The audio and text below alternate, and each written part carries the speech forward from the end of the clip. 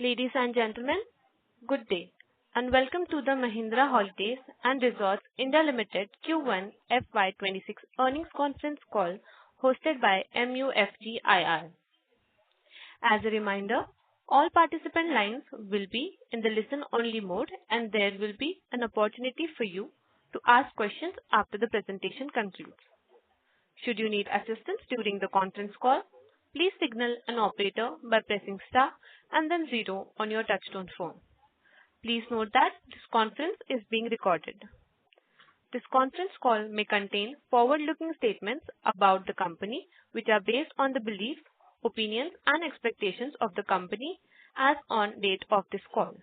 These statements are not the guarantees of future performance and involve risks and uncertainties that are difficult to predict. I now hand the conference over to Mr. Manoj Bhat, MD and CEO. Thank you, and over to you, sir. Thank you. Good evening, everyone. Very warm welcome to our Q1 FY26 call. On the call with me today is Mr. Vimal Agarwal, our CFO. You can also find our results and investor presentation on the stock exchanges and our company website. I hope some of you have had a chance to go through them. I think let me begin by talking about the industry. I think the industry continues to be doing very well.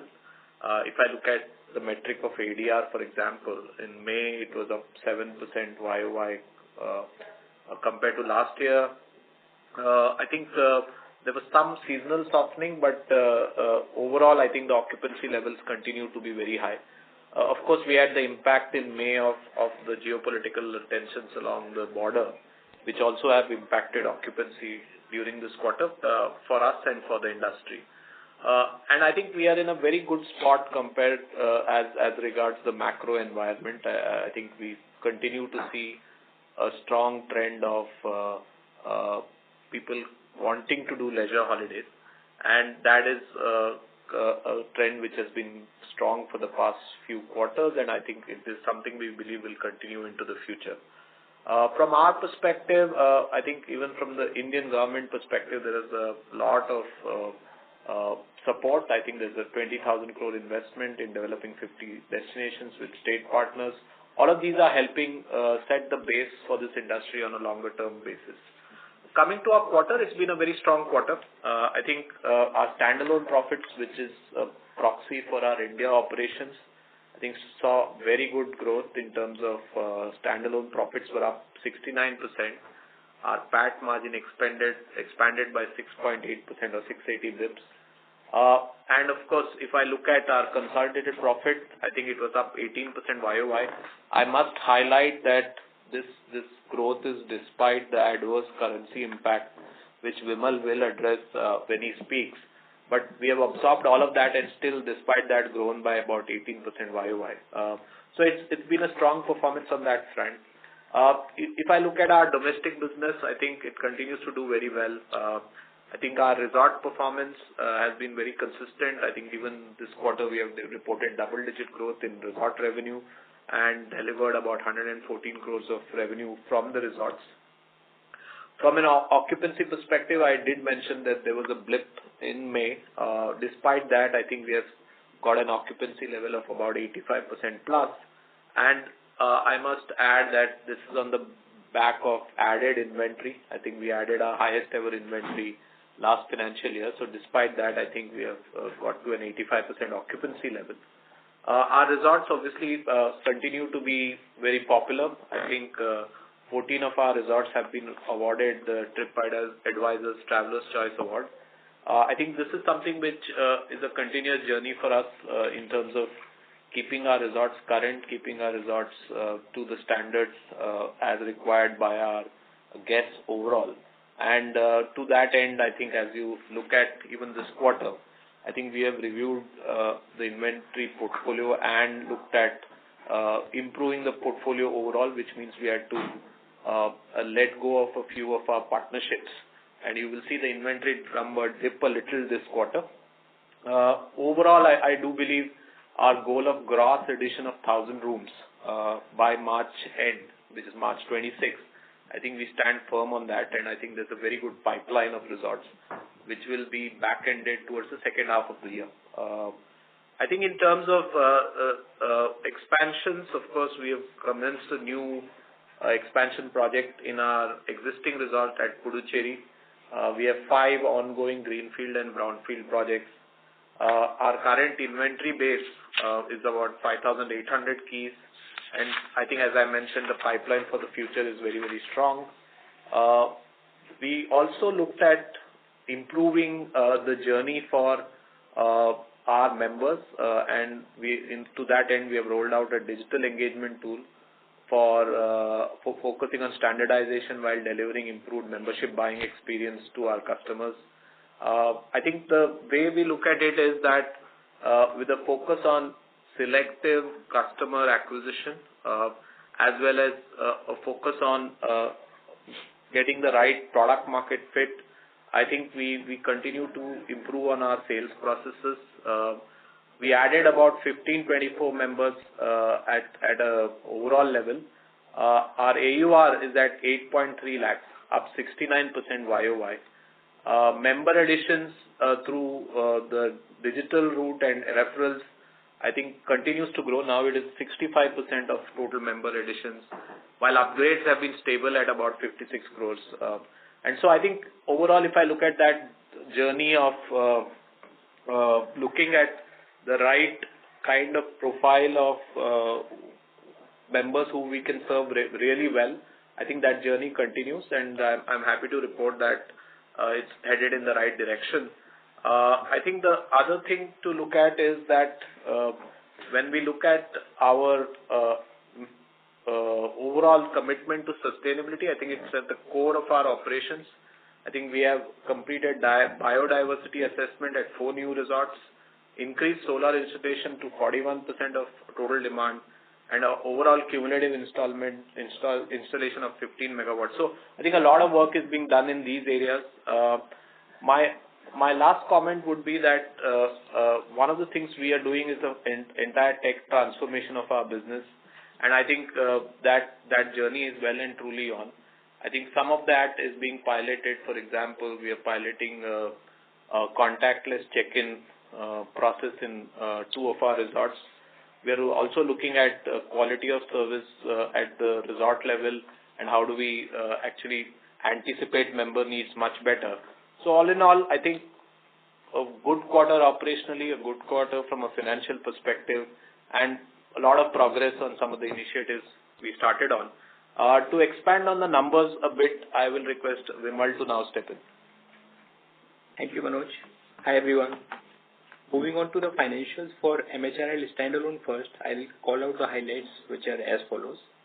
Total income for MHRL standalone stand at rupees 411 crore, which is 7% YOY growth.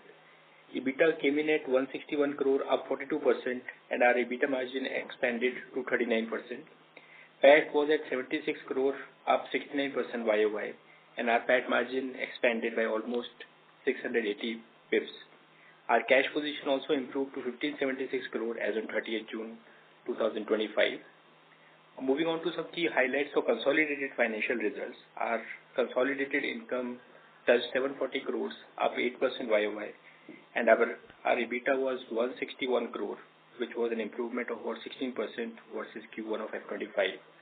Our EBITDA margin stood at 22%. We reported consolidated PAT of 7.2 crore, which is an improvement of 18% on YOY basis. As Manoj mentioned earlier in the call, this PAT of 7.2 crore includes forex impact of 28 crores, which came due to Euro INR movement from 93 crore beginning of this quarter, moving to rupees 100 as on 30th June. These are a few of the key highlights. I'll request if we can open the floor for further discussions, please. Thank you.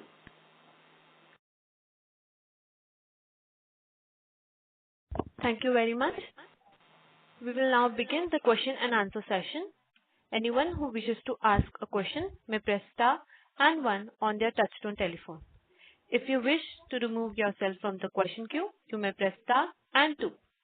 Participants are requested to use handsets while asking a question. Ladies and gentlemen, we will wait for a moment while the question queue assembles. The first question is from the line of Pankaj Kumar from Kotak Securities. Please go ahead.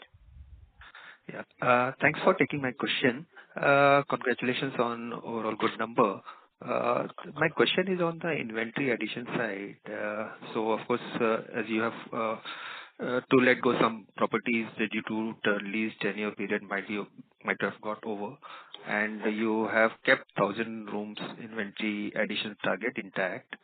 So this question is mostly we believe would be adding through the lease properties, and now looking at the demand in the industry, how do you see the challenge in adding new resort on the lease, looking at the demand, because there's a AUR and all are going up, and is it easy to crack the deal in the current scenario?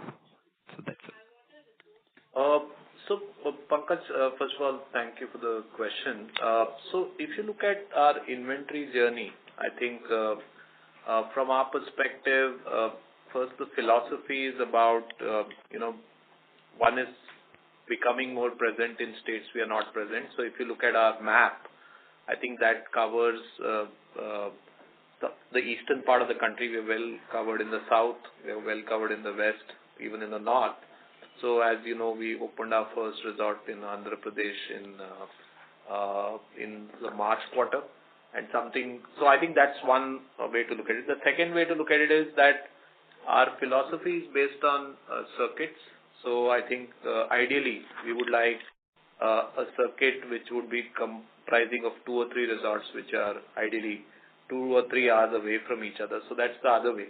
Now coming to your question on, I think, if I look at our pipeline today, I think, as I said, there are about 5 greenfield, brownfields which are in progress, which should deliver a combined probably close to 500 to 600 rooms over the next, I would say, 12 to 18 months.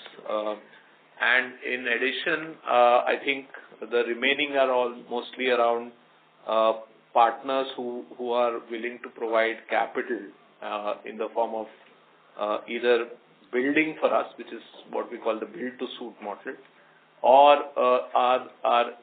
they already have an existing thing which can be modified to the specifications. And frankly, I think even with the kind of demand scenario we are seeing, I think we are not facing much of a challenge in terms of adding to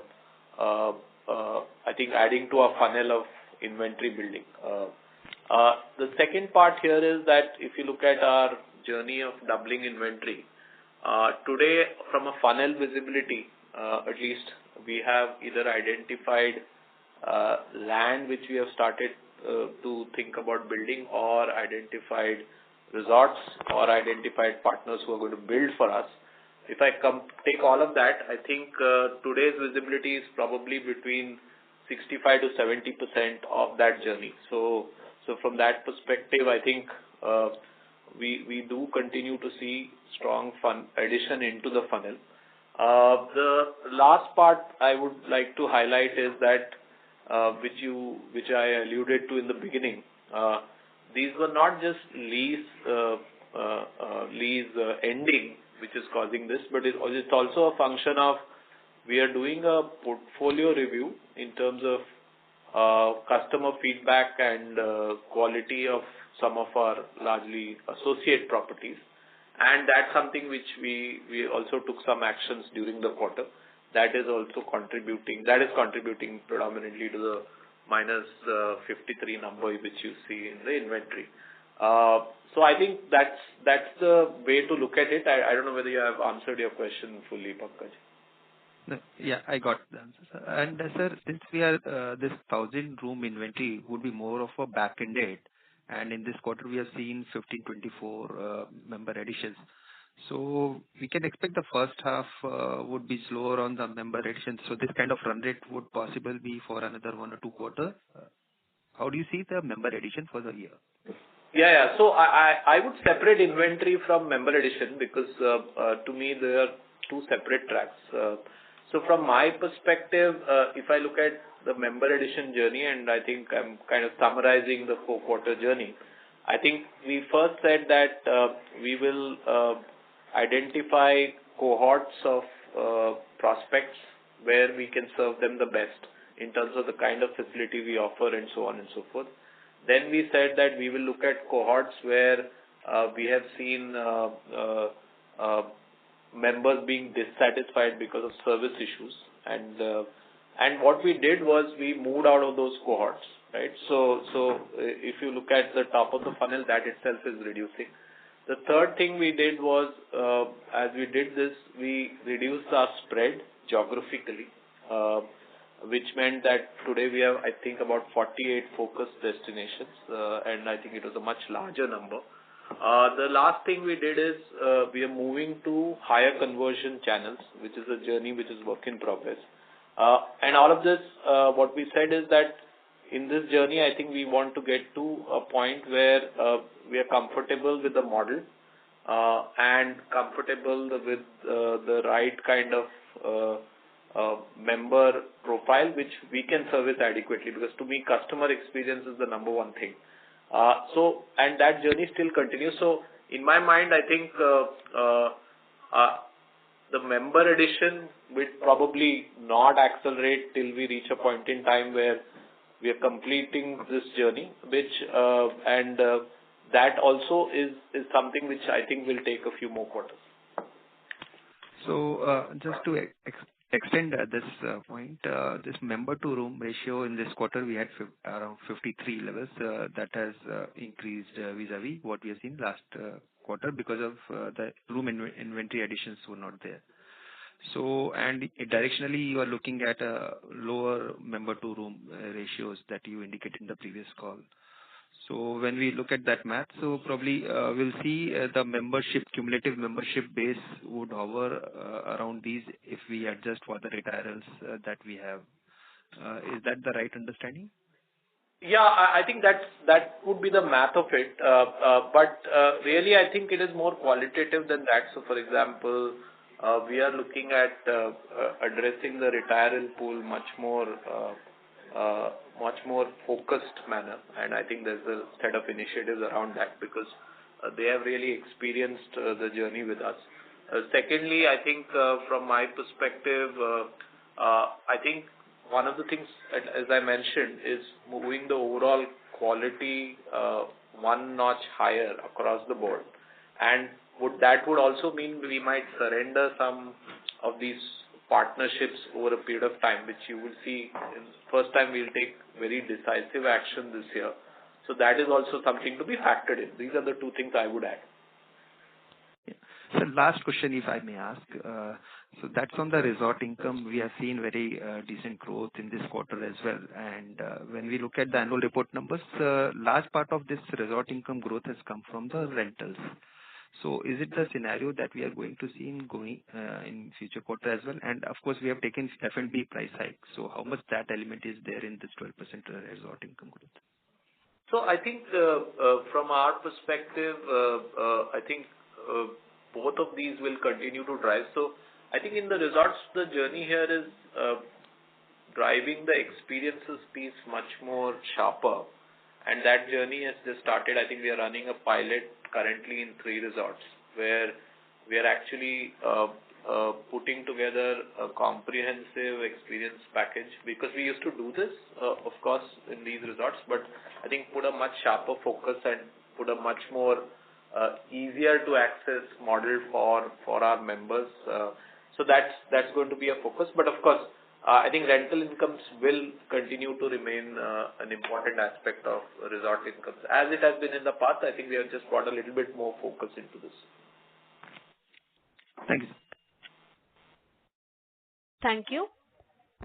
Ladies and gentlemen, anyone who wishes to ask a question may press star and 1 on their touchtone telephone.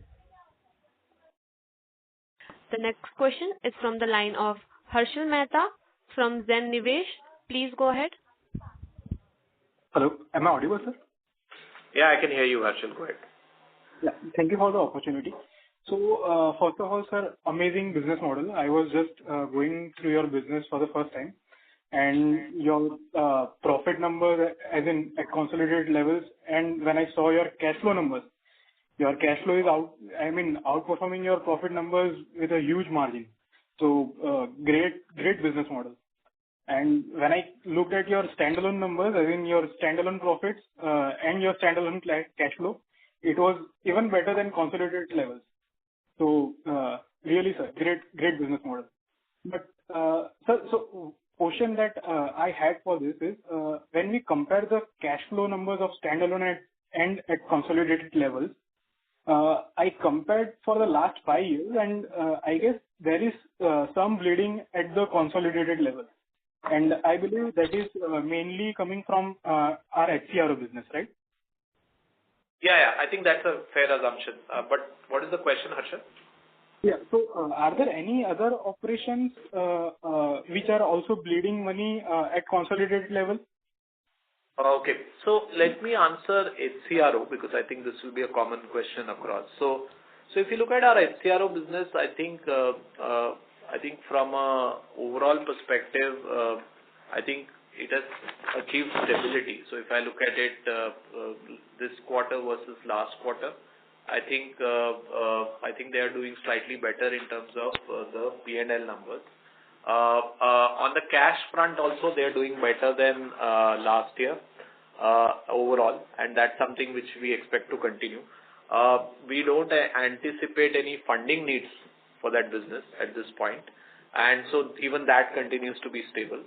So overall, I think it is something which the performance there is muted because of multiple reasons, and I'll enumerate them. So one is, of course, the whole geopolitical situation, the Russia-Ukraine situation, and a lot of visitors were Russian, so that's something which has been now impacting the business for almost 2.5 years. After that came the recession in the Finnish economy, and that economy is expected to recover during the second half of the year and maybe going into the year after. And all of that has really had an impact in terms of two things. One is occupancy as well as the overall sale of timeshare, which is what they do. Which then I think led us to the conclusion that we should focus on a model which enhances, optimizes operations, and that's what the business is doing very well. From my perspective, as I said, it's no incremental cash from our side, as well as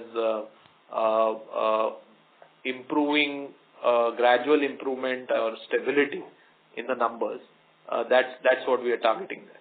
And also quarter one is a seasonally weak quarter, which I think you should adjust for, because the number is a loss in this quarter. Right. So again, what I was assuming is maybe if this business is bleeding, then we might be looking at exit or anything like that, because I think we acquired this business in around 2016 or 17, if I'm not wrong. But of course, from your answer, I got that point. So any timeline or any time frame that you can give by when we can get this HCRO business completely turned around and integrated in a proper growth way into this company? So from our perspective, see, it's difficult to put a timeline because it depends on largely extraneous factors. So if you look at, as I said, the economy is expected to recover through the course of the year. On the geopolitical situation, the Russia-Ukraine situation, I think that is something to wait and watch. If that changes, I think that's a dramatic shift from the business perspective. If I look back into almost FY19, I think this business was generating roughly about 10 million euros of EBITDA, 10 million euros of EBIT. So it's inherently a very strong business. I think it is going through a demand cycle. And that's something which, unfortunately, I don't have a timeline. And for us to consider any long-term strategic options, this is probably not the right time in any case. Understood. And sir, one more request. If going forward, if you can, share the HCRO numbers in rupee crores compared to what we are quoting as in euro millions, then that will be great. That will be, really helpful for us. Absolutely, we'll do that, Harshal, and we'll make it a point to add a page on that. Yeah. Thank you, sir. Thank you so much. And no other operations as in loss-making operations apart from HCRO, right? At consolidated level? No. Nothing. Okay. Thank you, sir. Thank you so much. Yeah. Thank you. The next question is from the line of Param Bora from Trinetra Asset Managers. Please go ahead. Hello, sir. Good afternoon. Thank you for giving me this opportunity. Sir, there is now an upward trend in disposable income in Tier 2 and Tier 3 cities. So how are we seeing member conversions from these geographies compared to metro cities? So, Param, thank you for the question. So, actually, if you see, what we are seeing is there is no change in the mix, despite what you're probably saying is true, right? That there is Tier 2, Tier 3 coming up very fast. So we don't see much of a change in mix happening in our members. So which means that our product is probably equally attractive in both the places. And that's the current reality. Okay, sir. And one more question. With the rise of digital travel platforms like Airbnb and Saffron Stays, what is Club Mahindra's, competitive advantage in terms of customer experience, pricing, or exclusivity? So I think, so first of all, I think whether it's Airbnb or Saffron Stays, I think the level of customer experience which we offer, which is a full service resort, I think I don't know whether it's comparable because each model has its benefits and it's a certain kind of traveler profile they attract. But I would like to believe that we are a full service resort, right? So from a customer experience perspective, there's a minimum degree of service, there's a minimum degree of infrastructure, there's a minimum degree of F&B experience and other experiences. That's the way I look at it. From a business model perspective, I think there is a gap in the business model. There is a variance in the business model. Our business model is based on, of course, delivering value to the customer in various forms. Only one of them happens to be from a pricing perspective. But if I look at these platforms, I think in my mind, as I said, the segment they attract it could be different.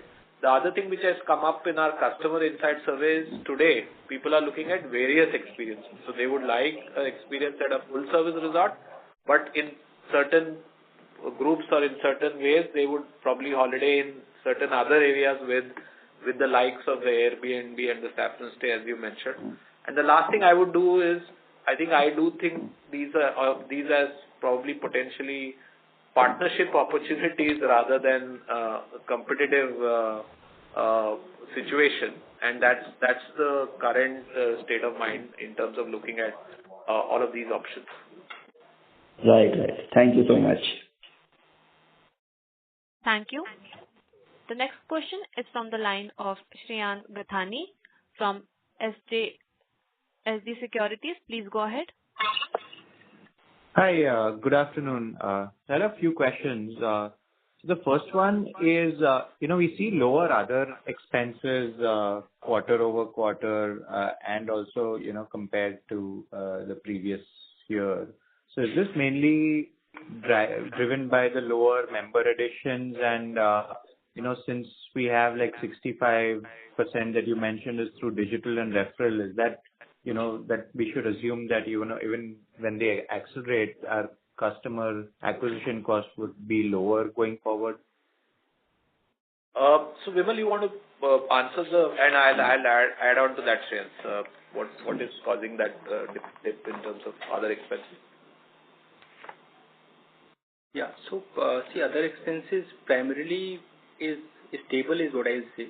Q1 FY26 number for standalone was about 100 crore versus 99 crores overall. And quite a few things happening here. Primarily driven by one is the efficiency which we are seeing in our resort spends. The second one is so far as overhead spends are concerned, there is a fairly tighter control.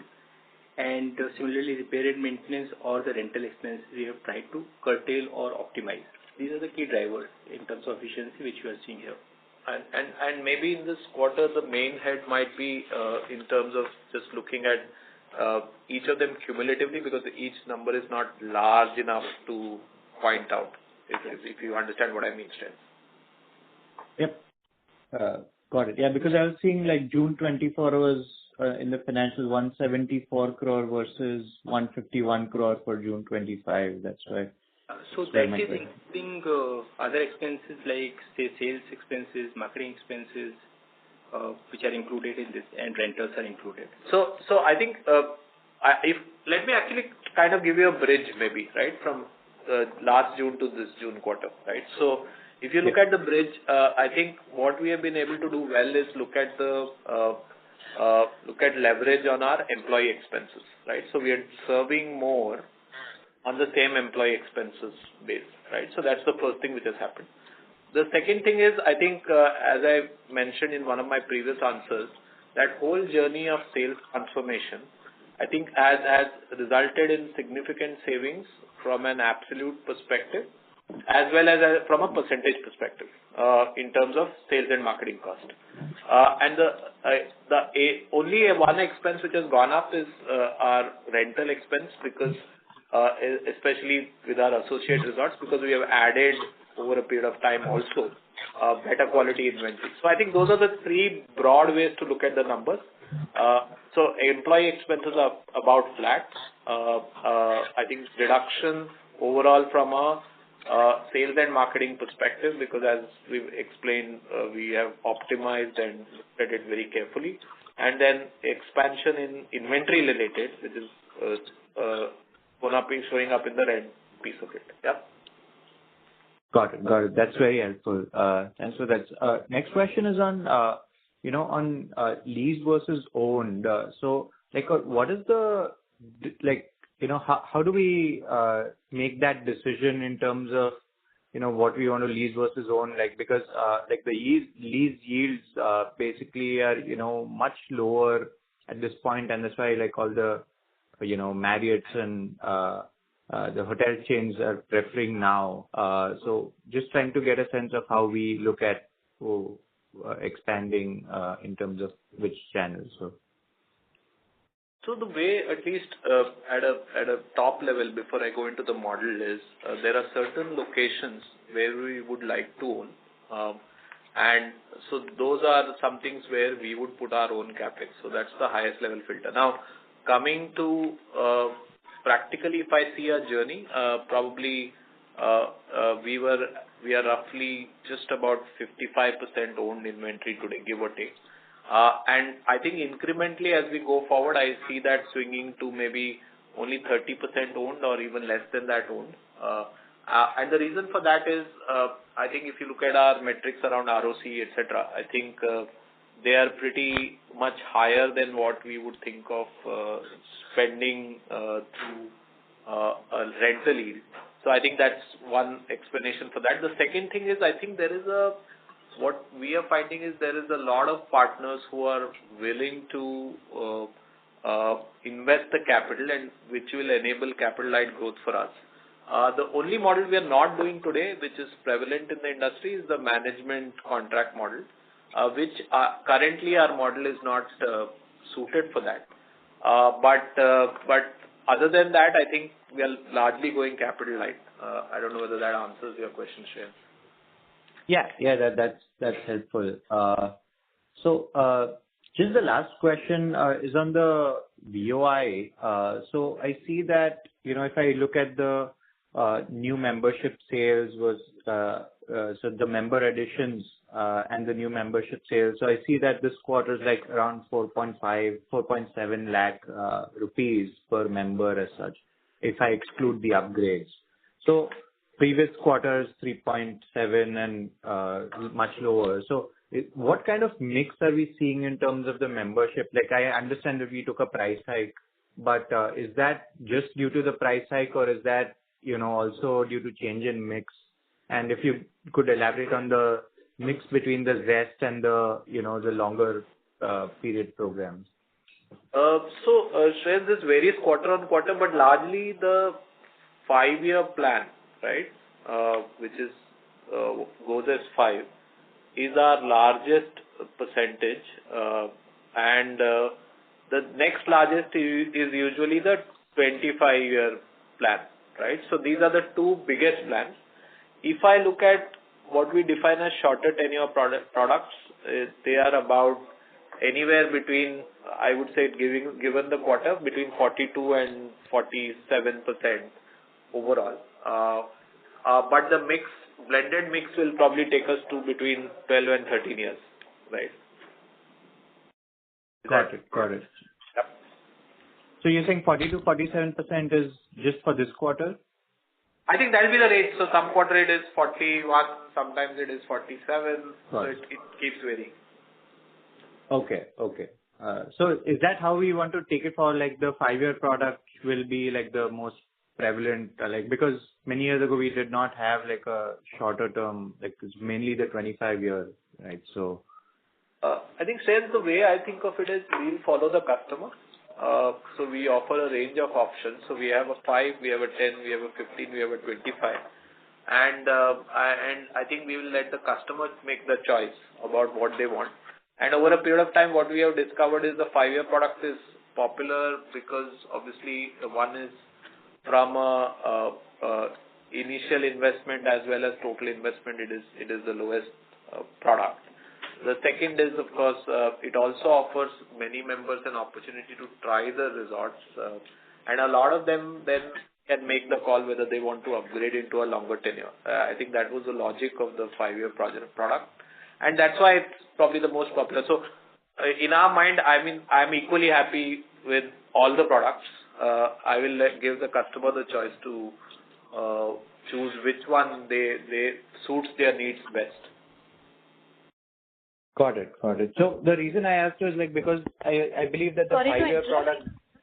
I request you to rejoin the queue for follow-up questions. Sure. Thank you.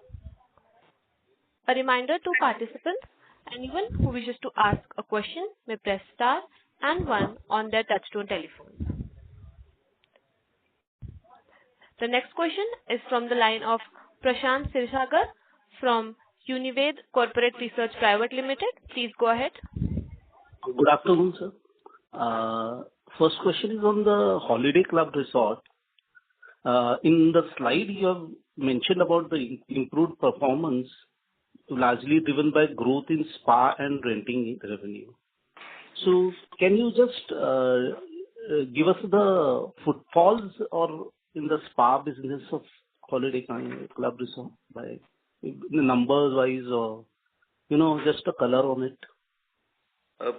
Prashant, unfortunately, I don't have that number handy with me. We'll try and find it, but and send it to you. I don't have the number handy with me. You can see if it's 10% point.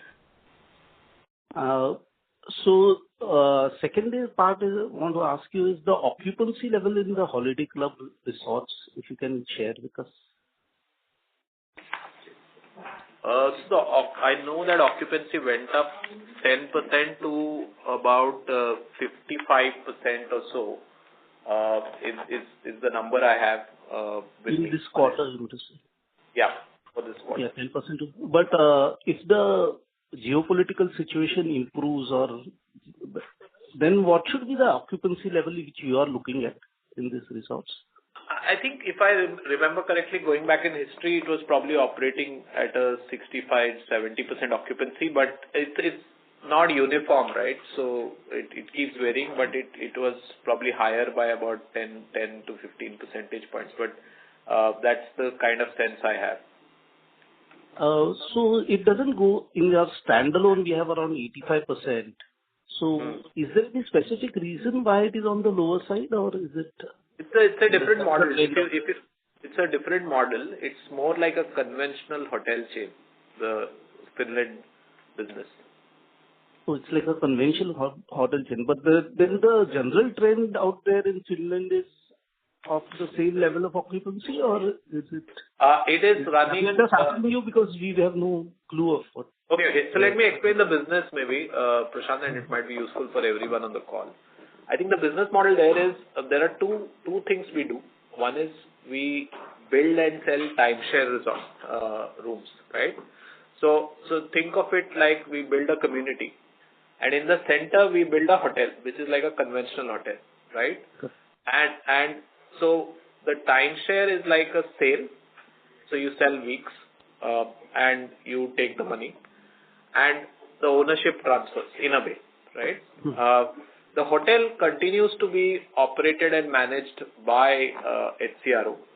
And what it does is it gets guests, independent guests, as well as people who stay in those timeshares. Whenever they come, they can also use the hotel.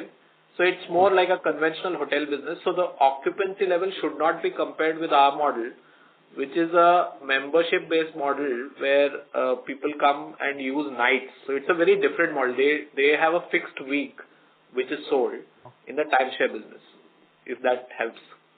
Yeah. Just to add on to this, in that hotel which you said, the conventional hotel, what should be the levels of occupancy out there?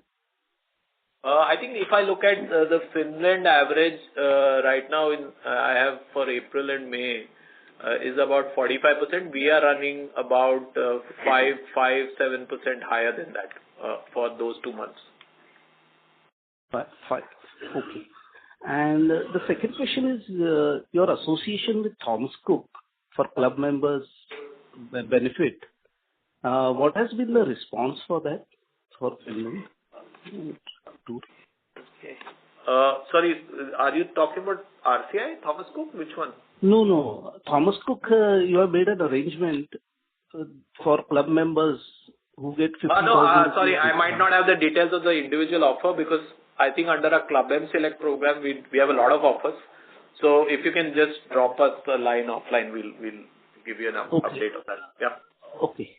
And the second question is, you mentioned in the conference call earlier about withdrawing from partnerships. So can you just elaborate on that? Will be for associate hotels or how? That is associate. How it will be for associates only? So Prashant, let me clarify that, right? So obviously this quarter it was associates, but also during the course of the year, we might look at certain managed resorts also, which have the lowest rating, so to speak. Okay. So, but that will apply to Horizon program also, or will it apply only to the resorts?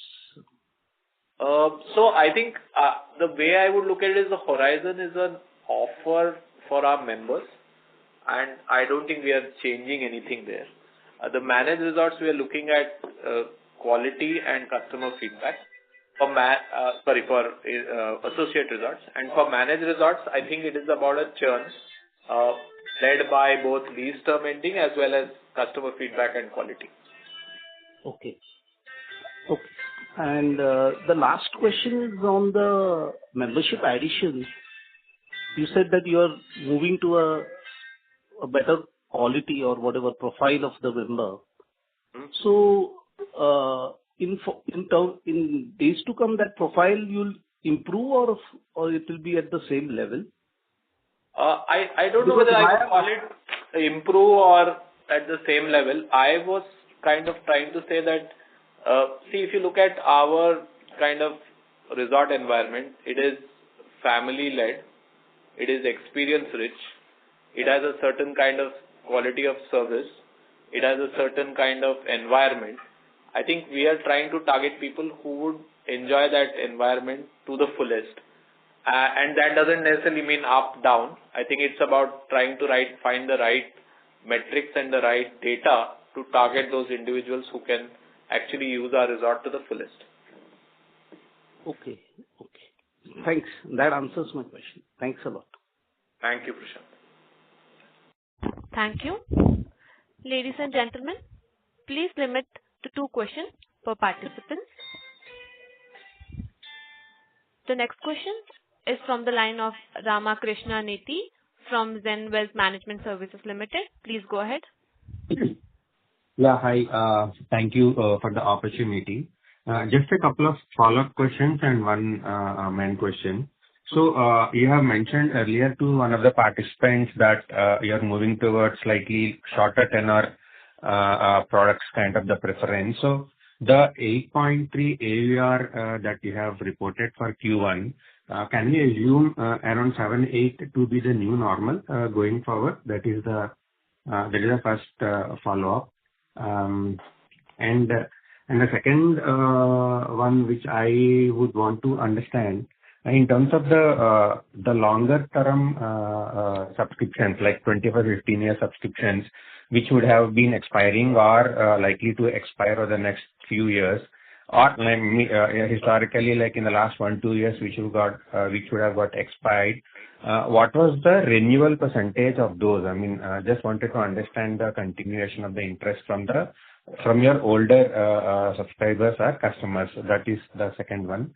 And the third one, at a broader level, sir, you have been indicating that from a room inventory addition, the target is around 10,000 rooms by FY30. On similar note, will you be able to share your thoughts, from a P&L perspective, like if you look at last 5-10 years, the top line growth or the bottom line growth have been either mid-single digits to low double digits kind of a thing, and margins have been hovering around 28-27%. On some of these P&L items, like what would be the thoughts or strategy for the next 5 years as you keep on ramping up your inventory and rationalizing your inventory and even customers? So your thoughts and insights will be helpful to better arrive at a informed decision also.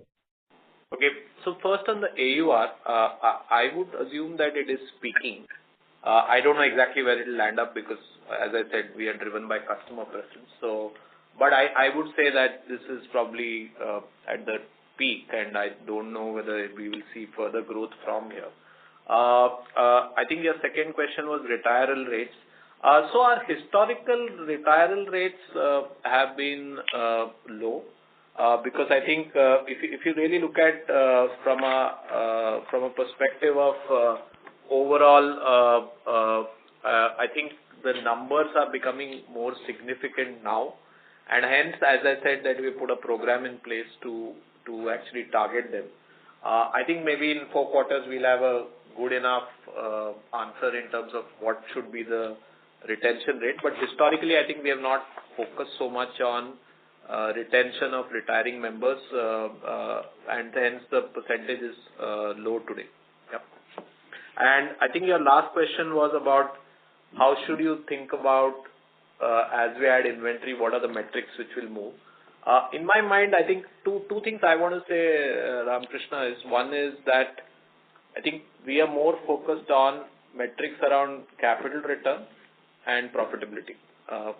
And I think if you saw the profitability growth, it is happening today. And I think that's something which we want to keep our focus on. The second thing is, as we become capital light and as we explore new models, I think we should see the return on capital metrics also starting to move in the right direction. I think those are the two metrics I would go by, and not really top line growth, while top line growth is of course essential for any of these metrics to move. But I think I'm just saying from a goaling perspective, that's how we are thinking of it. So, can we this will have to be the last. There are 5 or 6 participants behind, I'm told. So, last question from you. Please go ahead. No, can we assume that, you are trying to kind of reshuffle and trying to evolve kind of a new business model altogether than what has been happening in the last 5-10 years, like something new, something different, something more experience-led? Can we understand like that? Yeah, Ramakrishna, I think we are evolving a new business model. Unfortunately, it's not at a stage where I can expand on it, but I think the thought process here is, I think the next stage of growth, the next stage of evolution will have to be different from how we grew in the past. And that's driving some of these journeys as we speak. I think we are readying up for that, and as soon as I think we have all the things aligned, and we'll come back and talk about it. Yeah. Sure, this helps. Thank you. Thank you. Thank you. The next question is from the line of Manoj Dua from Geometric. Please go ahead. I'm audible? Yeah, I can hear you, Manoj. Go ahead. Hello. Okay. So good afternoon. Thank you for taking my question. As coming back to the last answer, so we clearly see there's a different journey from Mahindra from the past, that you have decided at what price to sell, whom to sell, and how to sell. And this has resulted in better desired of customer according to you, but in lesser number. So, and on the top of it, you are increasing the inventory also. So can we assume that you believe that you have a threshold of the membership which is required to cover the basic expense, and you want to generate that new mix of traditional hospitality and timeshare to get the best of the both of the world? Can you? I told that you will come into that, but we don't have all the metrics in the. So can you give some more color? What is the direction what Mahindra Holidays is looking forward as a new strategy? So Manoj, I think, as I said, I can't expand a lot on how we are thinking, but hopefully we should be able to do soon, and we'll arrange a separate call for that. But directionally, so in my mind, I think, as I said, that we are looking at really the room as the center and the main asset which we are creating, room and the experience, right? So these are the two things which are most important. And I think everything around is then centered around that, right? And then the second thing which we are centering around is customer or member experience. So I think as we think about adding more rooms, adding more experiences, I think our member experience will dramatically improve.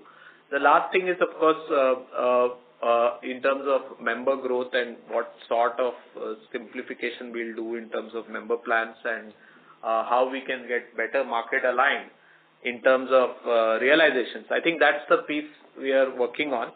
But unfortunately, as I said, I can't talk about it right now, but more thoughts in the future on that. Okay, fair enough.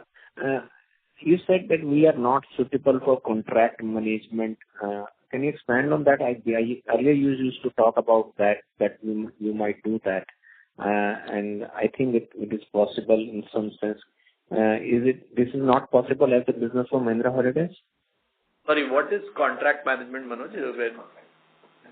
Management contracts. Brand management. Sorry, management contracts. Okay. So management contracts, I was referring to a question by one of the earlier speakers where he was referring to the model which is used by many players today to expand, which is a different model which is based on revenue and so on and so forth. In our model, I think the revenue is kind of prefixed. Hence, I was saying that might not be suitable. So, so that was the limited comment on that. Yeah. On a different line of business like Hilton does or something like that, can we add one line of business like that? So sorry to interrupt, but I request you to rejoin the queue for the follow-up question. I have given my question. It's up to the management. Thank you. Thank you. So Manoj, I think there is nothing ruled out, and all of these options are open. Yeah. Thank you. Thank you. Ladies and gentlemen, please limit to 2 questions per participants and rejoin the queue for the follow-up question. The next question is from the line of Gopinanda from PNR. Please go ahead. Sir, if the European economy situation improves and comes back to wherein we can get the rooms get filled like the previous times, that level, is the business model of HCRO that we thought of when we were buying it, is it still the same? It's going to work if that is the situation, or is there a complete change in what we thought when we bought and what is the current situation now? So I think, Gopinath, there is a series of ifs in the question. So let me try to answer the best I can, right? So from my perspective, obviously the first thing is the timing of the recovery in the Finnish economy. The second is the geopolitical resolution. And I do believe that if those two get fixed, I think we should be able to go back to some of our earlier. So if I'm just looking at F18 and F19, this was a business which was giving a EBIT of between 12 and 8 million. Those are the two numbers I have.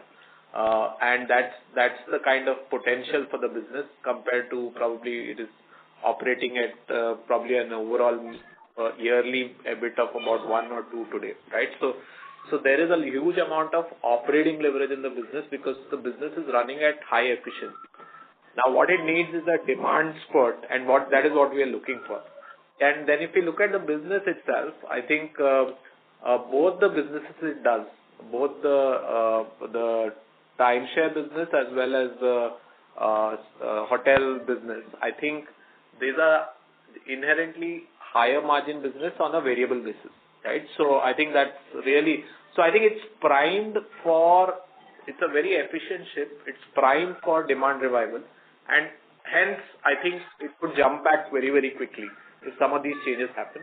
As to the relevance of the model, I think obviously the hotel business is always relevant, and the timeshare business will continue to evolve with the times. I think that's the way I see it. Okay. That means we are not in any plans of selling it off, or are we looking to continue with it? I mean, how long term are we thinking about that business? That is the basic question, sir. So as I've said in previous calls, I think at this point in time, I think the focus is on operating the business at an efficiency level. I think the strategic options we'll only think later is what I would say. Okay. That's it from my side. Thank you. Thank you. Thank you. The next question is from the line of Aditya Soni from an investment manager. Please go ahead. Thank you for the opportunity. I just wanted to ask, we target to open 10,000 rooms in the next 5 years. It would mean that we have to grow by about 750 to 800 rooms per annum. So I just wanted to ask, have we identified around 1,500 rooms for the next 2 years? I think I answered that somewhere or maybe in my opening statement. I think if I look at the goal to hit 10,000, which means I have to add about probably 40 to 4,300 rooms from here. And I had said that there's a visibility of about 65 to 70% of that today as part of the funnel, including lands identified, etc. I hope that helps, Aditya. So out of the 65% that you've identified, what percentage would be leased? So earlier you had said I said that also I had answered, Aditya, that it will be about, I think about 30% maybe will be owned, and that's the ratio we will try and maintain, 25 to 30%. Yep. And one more thing I wanted to ask, what is the financial advantage that we get in case we lease? So when you make a hotel, you spend around 1.2 crores per room. And when you're leasing it out, what is the average rental per room? So I answered this also. I said that the way to think of it is from a capital efficiency perspective and a destination perspective. So there are certain destinations I would like to own, and there are certain destinations, there are partners who are coming forward, and the return on capital employed for me in my own business is higher than any rental yield or lease yield which I'm paying for them. And that's something which I think drives that decision. Got it. And what about non-VOI losses? So sorry, what does that mean? So it just means that the operational losses that we incur, the recurring losses that we incur on a normal operations. We don't. We as such do not have any operating losses so far as our India business is concerned. Aditya, I didn't get the question. So basically, year on year, if you just consider our revenue from hotels and resorts and expenses from hotels and resorts, excluding the VOI component. Oh, okay. There's an operational loss. No. I think, see, that's an internal metric which we use. I don't think that's the right metric. If I have to compare like to like, at a EBIT level, I think we should give the credit of the VO income as well as the ASF income to the resort revenue stream, right? I think that's the like-to-like comparison. And that, see, the losses there are, I think if I look at it, stable compare quarter on quarter, I think if I'm not mistaken, from last year. Yeah, but is there any plan to, kind of narrow it down, and how do we intend to, since we have a lot of customers, so the member base is very high. So per member, there's always a loss year on year, I think that's a excluding the wrong UI income. assumption, Aditya. That's a wrong assumption. And I think really, I don't know whether we should get into the splitting this, because there are some internal metrics we use, and this is at that level. I think look at the entire portfolio and look at the growth in profits in the entire portfolio, and that's been a very healthy profit growth. And I think we are all goal to manage the portfolio, while some pieces might be in invest mode, some pieces might be in areas where we would like to really sharpen the performance and actually harvest some of the investments. Got it. And one last question. So we intend to go to a, member to room ratio of around 43 or 46, and we are currently at 53. So that would mean that our incremental member to room would be 38. So I don't think you should calculate in that terms. I had said, somebody had asked me, I think a couple of quarters back, and I had said that to fulfill member demand, what is a good ratio I would be comfortable with, and I had said 45 to 48. So there's no 43 number, and I don't think you should try to impute what is a membership addition by anything I say on member to room ratio, because these are directional kind of statements. Got it. Done. Thank you so much. Thank you. Thank you very much. Ladies and gentlemen, in the interest of time, that was the last question. I would now like to hand the conference over to Mr. Manoj Bhat, MD and CEO, for closing comments. Thank you everyone for joining the call, and I think maybe some of you might not have got the opportunity to ask a question. Please email us, and we will definitely make it a point to reply. Also, a couple of queries we had said we will send you separately. Please write in and we'll answer those too. So thank you so much for joining, and as usual, I think engaging discussion, and look forward to the next one. Thank you. Thank you. On behalf of Mahindra Holidays and Resorts India Limited, that concludes this conference. Thank you for joining us. You may now disconnect your lines. If you found this video helpful, please like, share and subscribe for latest upcoming videos.